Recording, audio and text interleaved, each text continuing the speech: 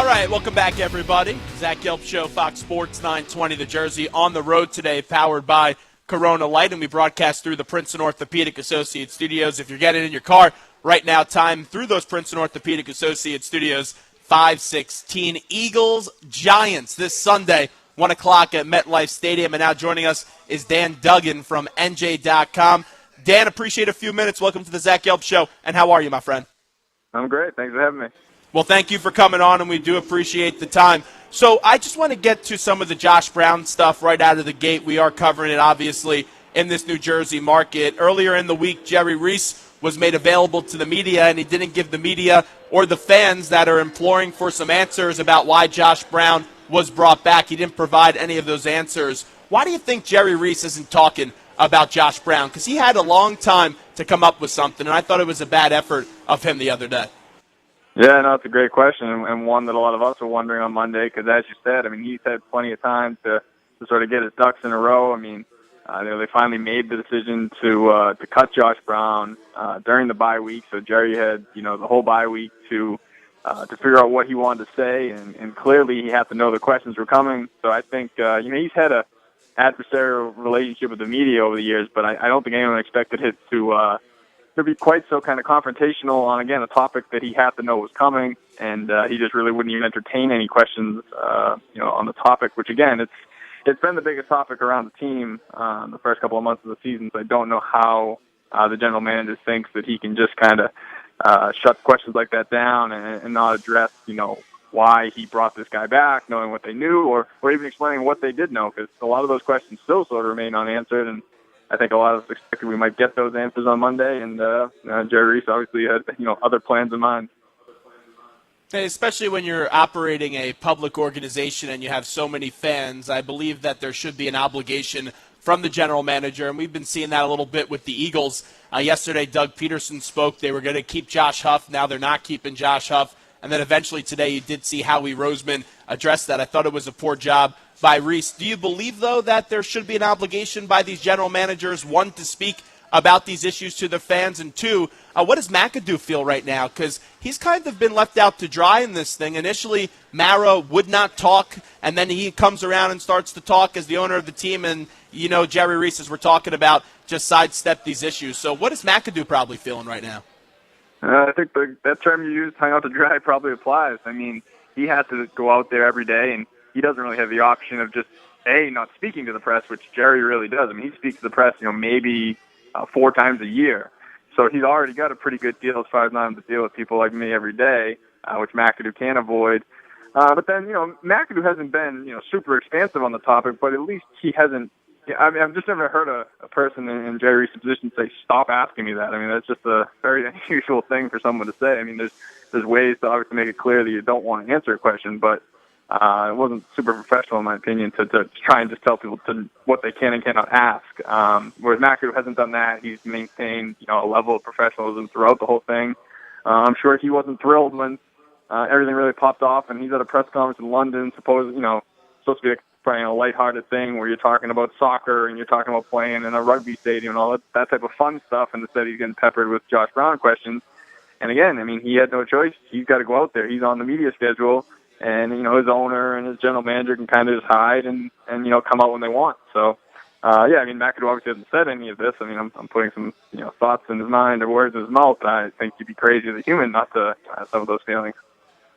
Yeah, I thought it was a little bit arrogant from one Jerry Reese, and he should have done it. And it's another thing that sometimes, and I know these teams, they don't want to be completely transparent, and I do respect that to some extent, but if they would have just at least attempted to do it, okay, the media asks it, and then it probably eventually goes away. That's what's frustrating to me when I look at it. If they just attempt to answer these questions, this is not still a story until, we see some more information come out about with Josh Brown. Yeah, I mean, there's a million different ways. I mean, I'm not in PR, but I've been around, the industry long enough to know there's a lot of ways you can handle these things. I think it's typically in your best interest to get out in front of it, whereas everything that's happened along the way here, and it's really come out in dribs and drabs. I think it would have been much better for them to get out in front of it, kind of, they might not want to air all their dirty laundry, but you have to know that once reporters, give a sense of something, they're not going to let up. So everything is going to come out eventually. So I think they would have been much better served to be a little more upfront, explain kind of the situation, what they knew. And listen, everyone's human. People would understand that maybe you don't have all the information, or, some things might have been a surprise to them. But I just don't think the fact that they've kind of let us bring everything to them and then they get on the defensive, or they just avoid the topic completely, I don't think that works well, just from a PR sense. I mean, at the end of the day, listen, John Mara and Jerry don't have to take any questions about it. What can I do? You criticize them in print or, on the radio, but that doesn't really, do too much. Obviously there's going to be some backlash from the public and whatnot, but I just think if you're just trying to, run an organization and clearly this is a place where they put a lot of emphasis on doing things the right way, I don't think there's any way you can look at the way they've handled this from, top to bottom and say they've done that in this instance. And the Giants deserve, no question, a percentage of blame in the handling of this, and also the NFL, because I don't know how much they've learned from Ray Rice when that 6-game suspension has never been actually imposed. And it looks like the NFL, to me, just keeps on trying to sweep this evidence under the rug until the public does discover it and hope to get off with these types of things. With the Giants, we know what happened at the Pro Bowl. The Giants knew about that. They also knew there was a form of abuse to some extent. I don't know what they actually knew. You had the diary and all that stuff as well. Why did they bring Josh Brown back in the first place, though, Dan? Yeah, I mean, that's the $64,000 question. It's the one that, really can't get past. I mean, he's a 37-year-old kicker. Obviously a very good kicker, but the difference between him and some other guy you could have got in the offseason, it's not great enough, obviously in hindsight, but even at the time, knowing what they knew, it couldn't have been worse bringing him back with just the potential for all these headaches. I think it would have been a much different situation if he was a guy who was under contract. Maybe it's tough to walk away from him before things do blow up the way they did, but when you had a chance, like you said, you knew about the arrest, you knew about the Pro Bowl incident at the very least, just why do you want to mess with that type of baggage? And again, I'm not saying it should matter necessarily what player you are, but let's be realistic. If it's a star in his, in the prime of his career at a vital position, you're going to be willing to put up a little bit more or see things through all the way. But again, 37-year-old kicker, you could have just walked away, signed someone else, probably got similar results. And when this stuff does eventually come out, if he's on another team or whatever, you almost get credit for saying, hey, we knew about this and we didn't want that in our locker room. And instead, obviously, things played out quite differently. And, like I said, that's the question I think a lot of people have been asking. And Giants really haven't been able to provide a really good answer on that one. It just popped into my head as Dan Duggan joins us right now. And we all talk about Jerry Reese and John Mara and how they should be obliged to talk and have the fans really get to hear what they have to say. How about just for the players in the locker room? Because when you don't have an owner or general manager really give a concrete statement on this, it kind of leaves it very ambiguous for these players. And the next thing you know, and they have strong relationships, obviously, the Giants and their players, their front office staff. The next thing you know, some players, they don't know how to answer these types of questions because they don't get a tone from the organization. Yeah, no, that's an excellent point. I mean, McAdoo's in one category, as we talked about earlier, but I mean, he's still part of kind of the power structure, and presumably is having conversations with these guys above him on the totem pole. Whereas I think it's totally unfair that two different times the players were left to be the first line of defense, basically, to answer any questions. And obviously, listen, it's not an easy situation for them, but I think most players have a response that they're going to defend their teammates basically first. And, maybe figure out the facts later, which is understandable. I mean, that's just how it works. Especially, a lot of guys like Josh Brown, obviously whatever he did in his personal life didn't, come into the locker room, wasn't around, his teammates didn't see that side of him. So, they had no reason really to condemn him when they didn't know all the facts. And again, I think that if just the organization had taken the lead, even you go back to when they left them home from London, they didn't make that decision or that announcement until after the locker room had closed.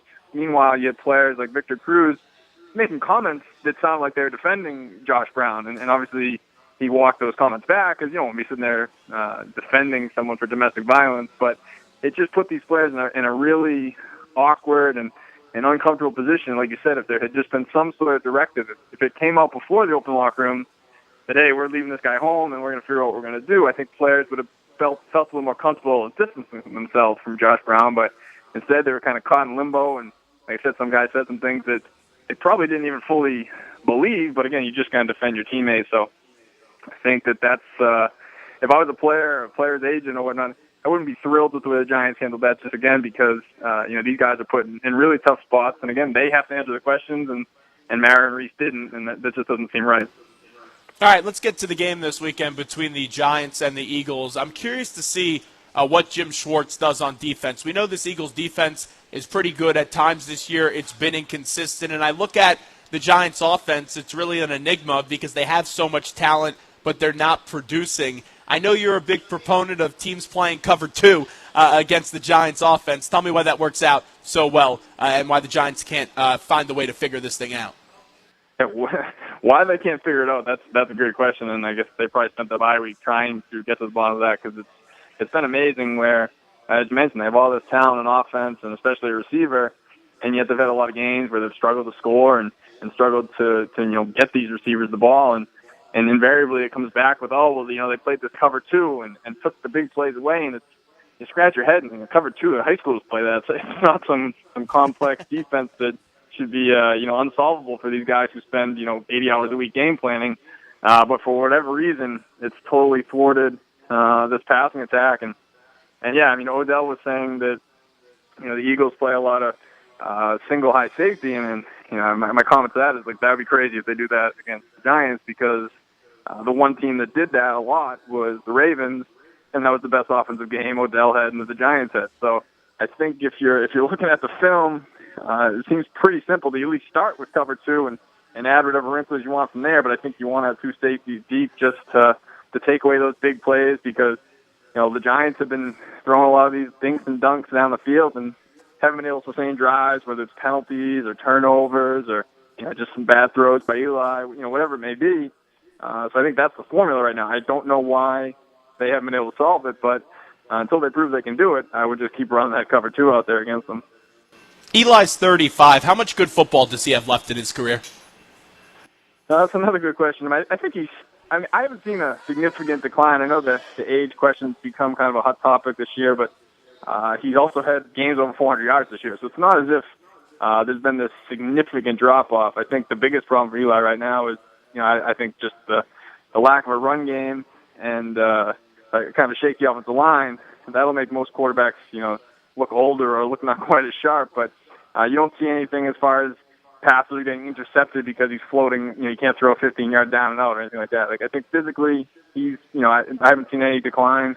How much longer does he have? The guy doesn't never miss a start, so it's not like you say injuries are starting to become a problem or anything like that. And like I said, I think that the stats haven't been great this year, but I don't think it's, I don't think I can draw a straight line that, it's because he's getting older. So, guys, obviously a lot of quarterbacks have played pretty deep into the 30s, so nothing to me says Eli can't do that. When you look at these 5 offensive linemen, break them down for me individually. Who you like, who do you think needs some room for improvement? It's been kind of a funny year for them because they were killed in the preseason as just being a disaster. Deservedly so. The offense was bad and the offensive line was bad. And now here we're 7 weeks in, and it sort of feels like they've been okay because, they've given up the second fewest sacks in the NFL, which was a stat I looked up today and was actually surprised to find that to be the case. A lot of that, again, though, does have to do with Eli getting rid of the ball quickly or they run a lot of short routes. But at the end of the day, you're not getting your quarterback killed, so you can't really knock the pass blocking too much. At the same time, they're 32nd in the NFL in rushing offense. So it's hard to, give too many kudos to the offensive line when, they can't run the ball at all. So if you want to go down the line, Eric Flowers, the left tackle, been inconsistent. He's a guy who just hasn't met the expectations for a guy who was a first-round pick last year. But at the same time, he's young, and I think he is making progress. Justin Pugh at left guard, I think, has had a really good season. But again, I got to temper all the praise with the fact that they're the 32nd ranked rushing offense in the NFL, but I think he's had a pretty solid season. Weston Richburg at center, I don't think has lived up to the way he performed last year. He's a solid player, but I don't think he's been as dominant as he was or as he could be. John Jerry's just kind of what he is. He's a journeyman at right guard, solid, but nothing spectacular there. And right tackle, they've had Bobby Hart, who's a second-year guy, had to step in for Marshall Newhouse, who got hurt. And it's kind of what you'd expect out of a 7th-round pick in his second year. He hasn't been a disaster at right tackle. He hasn't been great either. So, the scouting report's almost the same across the board. I think there's a lot of decent players, and no real elite guys that are game changers, but nobody that's really killed them as far as just being a complete liability. Dan Duggan with us right now from NJ.com. Dan, let me ask you a little bit more about Justin Pugh, because I did interview him right before he did get drafted. I was impressed with him. Had a lot of good film at Syracuse, a versatile guard. Still has some, and also tackle as well, still has some work to do in the National Football League, but is one of the Giants' better offensive linemen. But he's a local kid in the Pennsylvania area of the world, and he had some controversial comments. This was someone that grew up as an Eagles fan, and I don't expect him to now be rooting for the Eagles, because obviously he can't, because he plays for the Giants, but it comes off as someone that's a little bit sensitive when he gets mad that someone chanted "Go Birds, Go Eagles" at him. I thought that was an interesting story. Yeah, but you got to kind of know the delivery and his personality. He's a pretty funny guy, and it didn't come across as sensitive. It was more like him almost kind of just busting chops. I mean, he's got a lot of friends that are still Eagles fans, and I think he just, I don't think he's totally enjoys it. Probably when he's back home and he's hearing, Philly this and Eagles that, because he's a Giant, and obviously that's where his loyalties lie. But yeah, his comments were, I wouldn't say they were tongue-in-cheek, but they were a little bit lighthearted. As much as I think he does believe them, it wasn't said in maybe the tone that you could read them, I guess. Yeah, fair enough. I only read them. I wasn't able to hear the audio. Yeah, so that's he's a pretty funny guy, and he handles those types of questions pretty well. So yeah, I wouldn't read too much into it. So I'm just gonna say he's not gonna get that Eagles tattoo anytime soon, right? No, absolutely not.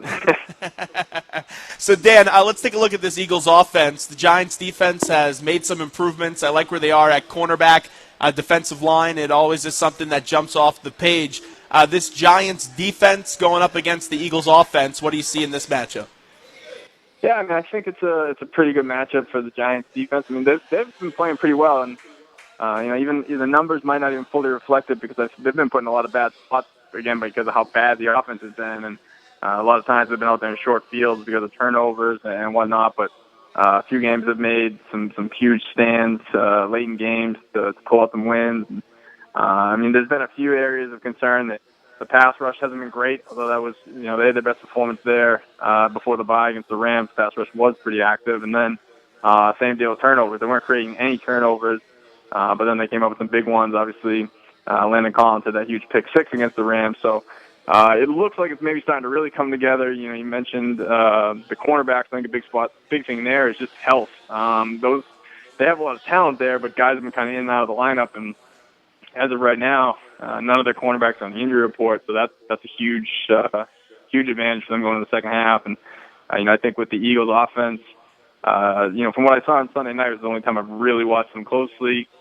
They seem to run a little bit of the Giants type of offense with a lot of underneath passes, and I don't think they have, game-breaking receivers that you really have to worry about. So it seems like a game where the Giants defense should match up pretty well. But, obviously, Philly's been effective with what they have, but I think the Giants defense should be feeling pretty confident and should match up pretty well on Sunday.